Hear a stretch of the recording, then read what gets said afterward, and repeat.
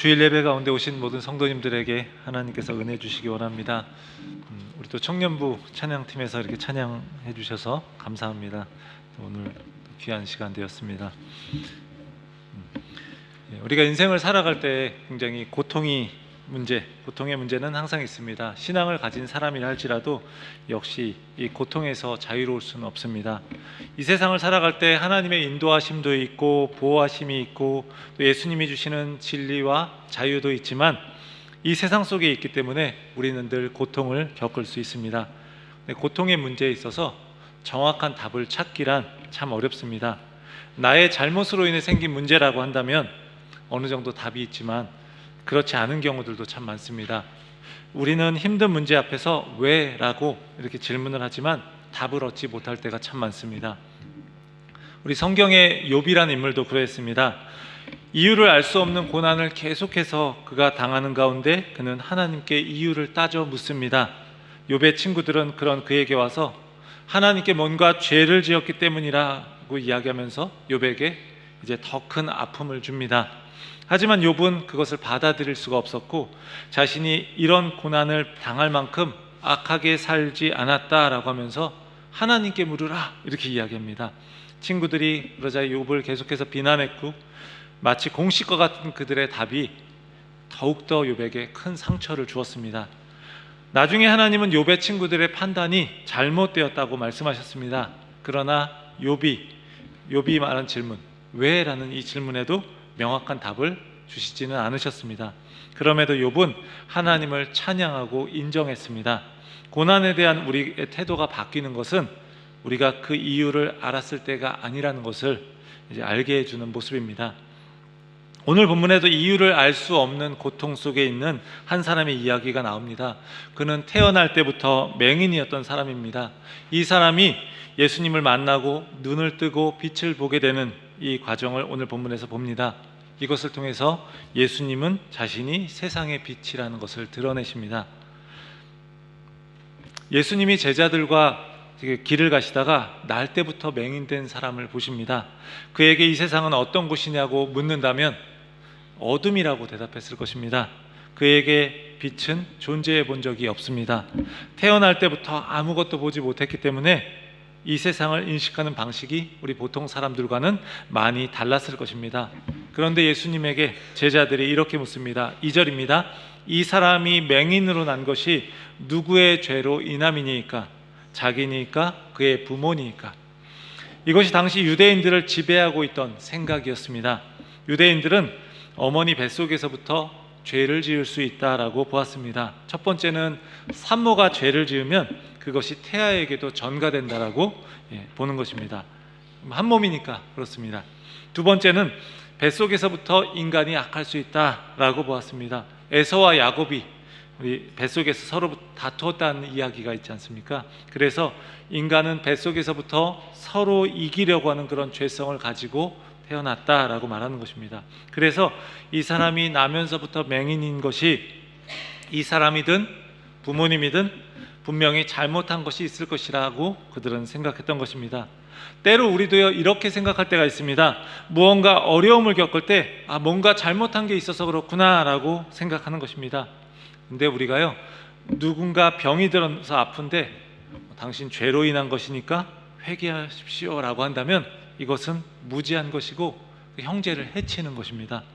제자들 역시 당시의 일반적인 이런 생각 속에서 자유롭지가 않았음을 보여줍니다. 맹인은 태어난 것 자체가 죄로 여겨지는 그런 슬픈 현실 속에서 살아가고 있습니다.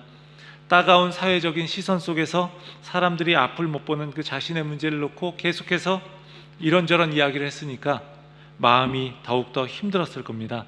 제자들의 물음에 예수님이 이렇게 대답하십니다. 이 사람이나 그 부모의 죄로 인한 것이 아니라 그에게서 하나님이 하시는 일을 나타내고자 하심이라. 예수님은 항상 이렇게 다르게 얘기하시는 것 같아요. 다르게 바라보시는 것 같아요. 제자들은 원인에 대해 질문했지만 예수님은 그 목적에 대해서 말씀하고 계십니다. 그렇다고 해서 우리가 이 말씀을 오해하면 안 됩니다. 하나님이 하시는 일을 드러내시기 위해 이 사람을 태어날 때부터 앞을 보지 못하게 만드셨어 라고 이야기하면 잘못 생각하는 겁니다.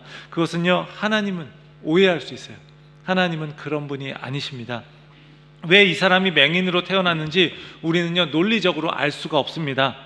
삶의 어려움 앞에서 하나님은요 그 일이 누구 때문인지, 무슨 잘못 때문인지, 원인이 무엇인지 때로 말씀하지 않으십니다. 그래서 모르는 것은요 때로 모르는 채로 놔두어야 합니다. 그렇게 남겨두어야 합니다. 신앙을 가진 사람들이 해야 할 일은 모든 것에 대해 대답을 하려고 하기보다, 답을 내리려고 하기보다, 다 알 수 없는 그런 고통과 어려움 속에서도 이 모든 것을 통해서 하나님이 하실 새로운 일을 믿음으로 바라보는 것입니다. 그것이 하나님을 신뢰하는 믿음입니다. 그렇게 하나님을 신뢰하는 가운데 고통을 통해서도 우리 하나님께서 새 일을 행하시고 삶을 아름답게 바꾸어 가시는 것을 우리는 보게 됩니다.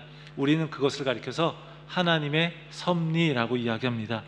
고통의 문제를 새롭게 바라보고 다른 관점으로 해석하는 것입니다. 그러면 이 고통의 문제 속에서 예수님이 어떻게 하시는가? 우리 예수님이 하시는 일을 한번 보겠습니다. 이 맹인을 통해서 하나님이 나타내시고 싶으셨던 하나님의 일이 무엇이었을까? 하나님이 하시는 일은 결국 사람들로 하여금 하나님의 자녀가 되게 하는 것이다 라는 거예요. 그리고 영원히 그분과 함께 살도록 하시는 것입니다. 우리에게 생명을 주시는 일입니다. 눈을 뜨게 하실 수도 있습니다. 그러나 평생을 눈을 뜨게 하지 못한다 할지라도, 뜨지 못한다 해도 주님이 행하시는 궁극적인 일은요 눈을 뜨게 하는 것을 넘어서서 그에게 생명을 얻게 하는 일이라는 겁니다. 고통의 문제를 해결해 주시는 것이 하나님이 하시는 일의 여러 가지 방법 중 하나가 될 수 있지만 그 자체가 하나님의 일의 목적은 아니라는 것입니다. 그 진정한 목적은 바로 우리에게 영원한 생명을 주시는 것. 예수님은 하나님의 일의 목적을 말씀하시기 전에 제자들에게 이렇게 말씀하십니다. 때가 아직 낮임에 나를 보내신 이의 일을 우리가 하여야 하리라. 밤이 오리니 그때는 아무도 일할 수 없느니라. 때가 아직 낮이다라는 이야기는 예수님이 이 세상에 계시는 동안을 이야기하는 것입니다. 그리고 밤은 예수님이 십자가에 달리시는 때를 의미하는 것입니다. 그러니까 예수님이 자신이 감당해야 할 일, 하나님의 일을 우리가 해야 한다라고 말씀하시는 거예요. 예수님이 자신과 제자들을 하나로 연결시키셔서 말씀하시는 것입니다. 나와 너희가 주어진 때에 하나님 아버지의 일을 우리 함께 감당해야 한다 말씀하시는 것입니다. 그러면 예수님이 맹인을 통해서 이루실 하나님의 일은 무엇인가? 내가 세상에 있는 동안에는 세상의 빛이로라. 예수님은 요한복음 8장 12절에서도요 자신을 이 세상의 빛이라고 말씀하셨습니다. 나는 세상의 빛이니 나를 따르는 자는 어둠에 다니지 아니하고 생명의 빛을 얻으리라. 예수님은 자신이 세상의 빛으로 오셨다라는 것을 이 맹인을 고치시는 사건을 통해서 드러내시고자 하시는 것입니다. 이것이 예수님이 누구신지를 보여주는 표적이 될 것입니다. 표적에 대해서 말씀드렸죠.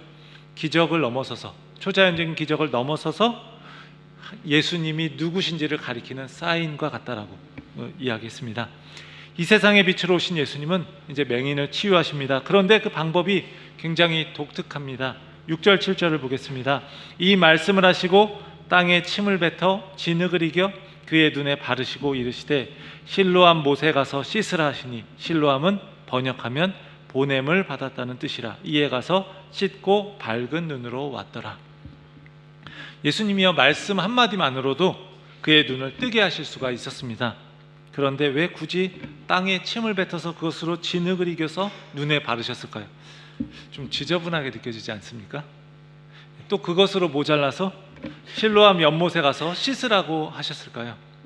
맹인이 거기까지 가려면 굉장히 조심조심하면서 가느라 굉장히 고생을 많이 했을 텐데 말입니다. 땅에 침을 뱉어 진흙을 이기는 그 예수님의 모습을 통해서 우리는 땅의 흙으로 사람을 창조하시는 그 하나님의 모습을 한번 떠올릴 수 있습니다. 창세기 2장 7절을 우리 함께 보겠습니다. 우리 한번 같이 읽어보겠습니다. 여호와 하나님이 땅의 흙으로 사람을 지으시고 생기를 그 코에 불어넣으시니 사람이 생명이 되니라. 하나님이 이 흙으로 아담을 만드시는 그 장면을 보여주는 거죠. 예수님은 요한복음에서 자신을 이 세상과 사람을 새롭게 창조하시기 위해 오신 하나님이라고 소개하십니다.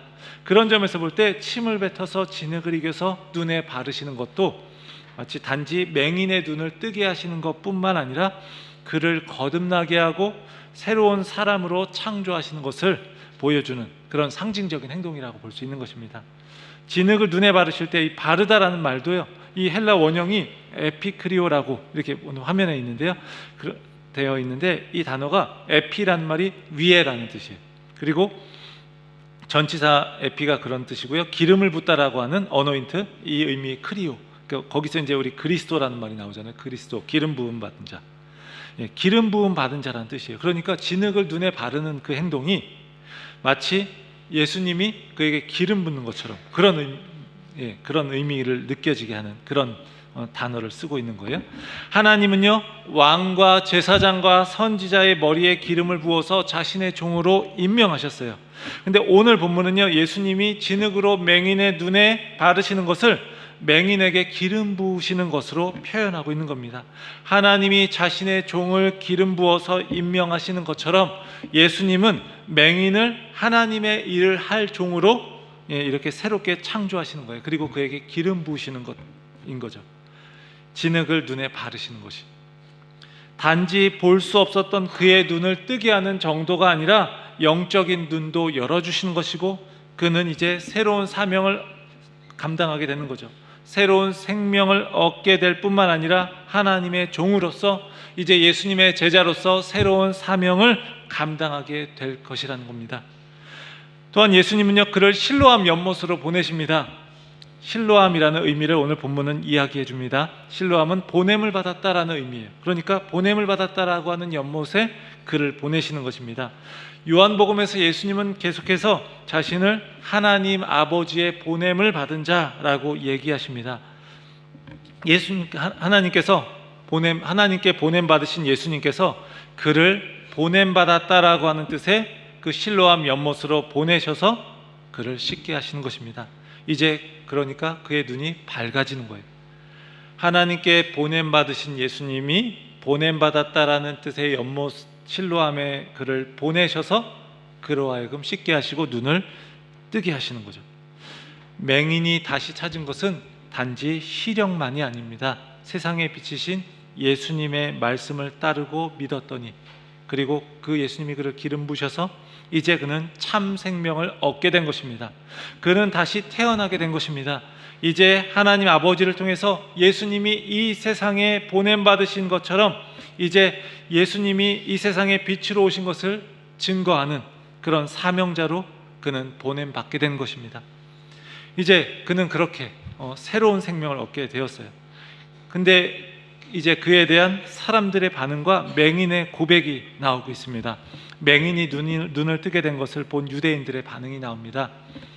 앞을 보지 못해서 구걸하면서 살던 이 사람의 변화된 모습을 보면서 사람들이 논쟁하기 시작합니다. 이 사람을 잘 알고 있었던 사람들이 왜 그렇게 다투고 있는 것입니까? 너무나 놀랍게 이 사람이 전적으로 변화되었기 때문입니다. 맹인이 눈을 뜰 수 없었는데 눈을 뜬 것 자체가 굉장히 놀라운 사건입니다. 이 사람이 그때 그 사람이 맞나? 도저히 믿을 수 없어서 서로 논쟁을 할 정도로 이제 그의 변화는 놀라운 것이었어요. 우리가 만약 예수님을 진정으로 믿고 새로운 사람이 된다면 세상 사람들이 보고서 굉장히 놀라게 될 것입니다. 이 사람이 그때 그 사람이 맞나? 이 땅에 속한 사람들은 그렇게 이야기할 것이에요. 이 땅에 속한 사람들은 예수님을 믿고 거듭난 사람의 변화가 무엇인지 알지 못하고 예수 그리스도로 인해 누리는 기쁨이 무엇인지 이해하지 못합니다. 또한 이 세상의 것에 연연해하지 않고 하늘을 소망하는 삶에 대해서 이해하지 못합니다. 그런데 이게 참된 그리스도인의 모습입니다.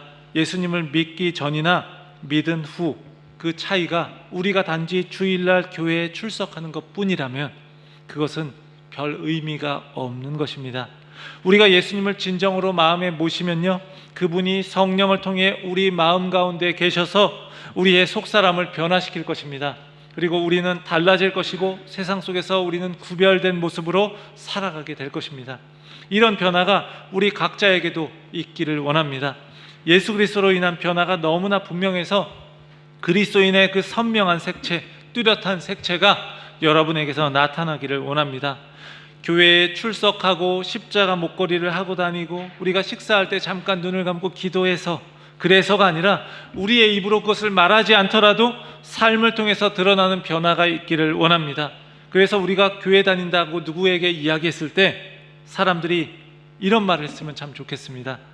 당신이 교회를 다녔군요. 아, 그래서 뭔가 삶이 아름답고 달라 보이는 모습이 있었는데 그래서 그랬군요. 당신이 교회 다녀서 그랬군요. 이렇게 이야기할 수 있기를 바랍니다. 근데 만약 우리가 교회 다닌다라고 이야기했을 때 누군가가 아, 당신도 교회 다녔어요? 몰랐는데요? 이렇게 이야기한다면 참으로 안타까운 일입니다. 그 뒤에 이런 말이 숨겨져 있는 것이 아닐까요? 그런데 왜 삶이 나랑 별 차이가 없지요? 이렇게 이야기하는 그 말이 숨겨져 있는 거 아닐까 생각합니다. 사람들은요, 이 맹인의 변화에 대해서 굉장히 논쟁하지만 결국 맹인은요, 자신이 맞다고 이제 말하고 있어요. 내가 그라. 여기서 그냥 내가 그라 하고 짧게 나오지만 원래 이 의미는요, 그가 여러 번 강조하는 거예요. 나예요, 나라니까요. 예수님으로 인해서 그 변화돼서 눈을 뜬 그 맹인이 바로 나라니까요. 나요, 나라고요. 이렇게 이야기하는 거예요. 강조해서 반복해서. 이 사람이 그렇게 말하는데도 유대인들은요, 인정하고 싶지가 않습니다. 그래서 어떻게 눈이 떠졌는지를 물어보고 있습니다. 납득할 수 없는 일이 벌어져서 그들은 질문하고 있는 것입니다. 처음에는요, 왜 날 때부터 앞을 못 보게 되었지? 누구의 죄 때문에 그렇게 되었지? 라고 이렇게 물어보다가 이제는 어떻게 눈을 뜨게 되었지? 라고 묻습니다. 누군가 날 때부터 맹인이었는데 그 눈을 뜨게 되었다면 우리가 굉장히 축하해주고 함께 기뻐하고 그래야 되는데 그런 모습이 전혀 나타나지 않는 것입니다. 어떻게 눈을 뜨게 되었는지 묻는 질문, 이 질문에 이 사람은 이렇게 대답합니다. 예수라 하는 그 사람이 진흙을 이겨 자신의 눈에 바르고 실로암에 가서 씻으라고 했더니 씻었더니 보게 되었다. 앞에서 예수님이 시키신 대로 그대로 이야기하고 있습니다. 그런데 그는 예수님으로 인해 눈을 뜨게 되기는 했지만 예수님에 대해 아직 잘 알지는 못합니다.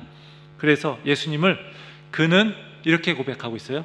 예수라 하는 그 사람, 이렇게 고백합니다. 오늘 본문 이후에 계속해서 이 이야기가 나오는데 그가 예수님을 부르는 호칭이 점점 바뀌게 되는 것을 알 수 있습니다.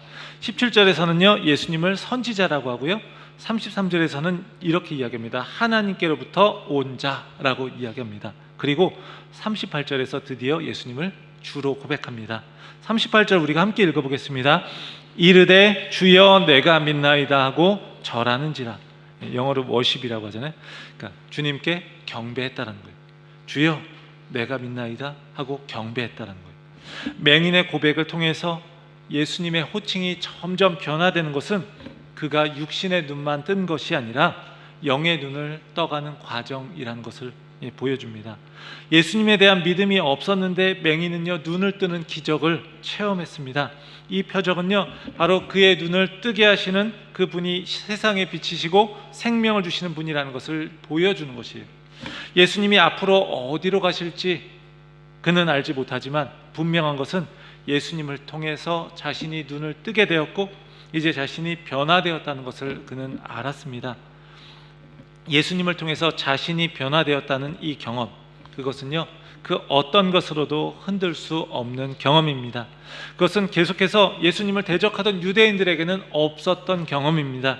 그들은요, 그 유대인들은 하나님을 믿고 있고 하나님을 알고 있다고 자부했지만 하나님으로부터 보냄받으신 메시아이신 예수님을 대적했습니다. 그분을 알아보지 못했습니다. 오늘 본문인 요한복음 9장의 이야기는요, 예수님을 만난 맹인과 그들 사이에서 누가 맹인이고 누가 눈뜬 자인지를 잘 보여주고 있습니다. 유대인들은 육신의 눈은 계속해서 뜨고 있었을지 모르지만 예수님을 알아보지 못한다는 점에서 참된 생명이신 그분을, 참된 빛이신 그분을 알아보지 못한다는 점에서 그들은 영적으로 맹인이었습니다. 하지만 이 사람에게는, 이 맹인, 눈을 뜬 맹인 이 사람에게는 자신의 육신을 뜨게 해주시고 빛을 보게 해주실 뿐만 아니라 영의 눈을 뜨게 해주셔서 참된 생명을 얻게 하신 그 예수님을 만난 경험이 있었습니다. 어둠뿐이었던 자신에게 찾아오신 그 세상의 빛이신 예수님을 만난 그 경험이 있었습니다. 사랑하는 성도 여러분, 우리에게 이런 경험이 있습니까? 어둠 속에서 아무것도 볼 수 없었을 때에 나를 찾아오신 그 빛 대신 주님에 대한 그 경험이 있으십니까? 그 빛으로 인해서 새로운 생명을 얻고 이제 나를 사랑하시는 주님으로 인해서 내가 새롭게 변화될 것을 기대하고 소망하는 그 마음이 있으십니까? 날 때부터 앞을 보지 못하던 맹인에게 예수님이 오셨습니다. 그분은 세상의 빛입니다. 맹인은 사람들이 누군가의 죄 때문인지 물으면서 자신에게 던졌던 그 질문, 왜 그가 맹인이 되었는가? 그 질문에 대한 대답은 그는 결국은 알 수 없었습니다. 하지만 그 어둠 속에서 그를 새롭게 창조하시는 그 세상의 빛이신 예수님을 만났고 이제 더 이상 그에게 그 질문에 대한 대답은 더 이상 필요가 없었습니다. 말씀으로 세상을 창조하신 하나님의 아들이 이 땅에 오셔서 그를 새롭게 창조하셨기 때문입니다. 바로 그 창조주 하나님이시며 구원자이신 그분 앞에 서면 더 이상 그러한 질문들은 의미가 없는 것입니다. 사랑하는 성도 여러분, 우리의 삶에서 때로 다 이해할 수 없는 고통, 그런 고난이 있을지라도, 그리고 그에 대한 대답을 다 들을 수 없을지 모르지만, 하지만 우리의 삶 가운데 주님이 찾아오십니다. 그리고 찾아오셔서 주님이 우리의 삶에서 역사하시는 그 하나님의 일을 나타내십니다. 우리의 삶의 모습이 어떠하든지 우리를 통해 나타내실 하나님의 놀라운 일을 기대하고 소망하시기 바랍니다. 그리고 그 대답을 다 얻지 못할지라도 우리에게 오신 그 세상의 빛이신 예수님을 나타내는 복된 삶이 되기를 주의 이름으로 간절히 축원합니다. 기도하겠습니다. 우리의 삶 가운데 알 수 없는 고통과 어둠이 때로 있지만 빛으로 오신 예수님께서 우리를 회복시키시고 예수 그리스도를 통해 참된 생명을 얻게 하시니 감사합니다. 맹인의 눈을 뜨게 하시고 새롭게 창조하셔서 예수님을 증거하게 하시는 것처럼 우리의 삶에 역사하셔서 우리의 영의 눈을 뜨게 하시고 우리 모두를 세상에 비치신 예수 그리스도를 증거하는 사명자로 삼으시는 그 주님을 바라보면서 우리가 지금 여기서 믿음의 길을 걷기 원합니다. 우리가 살아가면서 겪는 어려움에 대한 대답을 다 듣지 못할 때에도 우리가 여전히 그 주님을 의지하고 신실하게 믿음의 길을 걸어가는 가운데 주님이 우리 가운데 오시고 그 주님을 만나면 그 모든 문제가 다 해결될 줄을 믿습니다. 하나님, 그 주님을 바라보면서 우리가 지금 이 자리에서 주님을 온전히 섬기고 세상 속에 나아가서 세상에 비치신 예수님을 증거하는 삶 되게 하여 주시옵소서. 이 모든 말씀 우리 주 예수 그리스도의 이름으로 간절히 기도합니다. 아멘.